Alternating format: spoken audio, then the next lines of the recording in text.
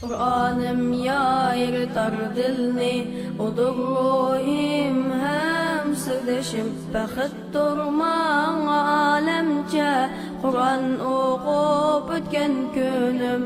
Kur'an'ım yayırtar dilni, odur ruhim hem sırdaşım. Bəxit durman alemce, Kur'an okup ötken günüm. Umağa bir dozuk, şunca illik, şunca rahat.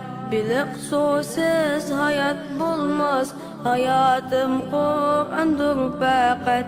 Kur'an dep soğukar yüreğim, o siz dil tapmaydı lezzet. Bu izzet hem katta bulak, onun siz gelmez saadet.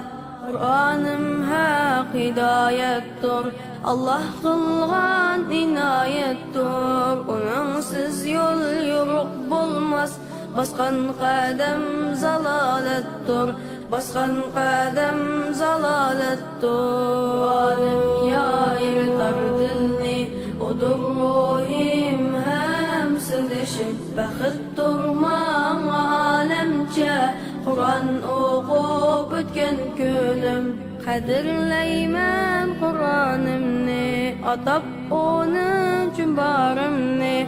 Kubul eyle ulu Rahman, sana kılgan duayımni.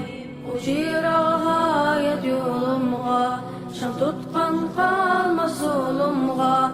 Vaktini ber aziz ümmet, nuçirağa şu Kur'an'a. Kur'an'ım yayırtar dilni, odur ruhim hem sırdaşım. Bəxit durman alemce, Kur'an okup ötken günüm. Kur'an'ım yayırtar dilni, odur ruhim hem sırdaşım. Bəxit durman alemce, Kur'an okup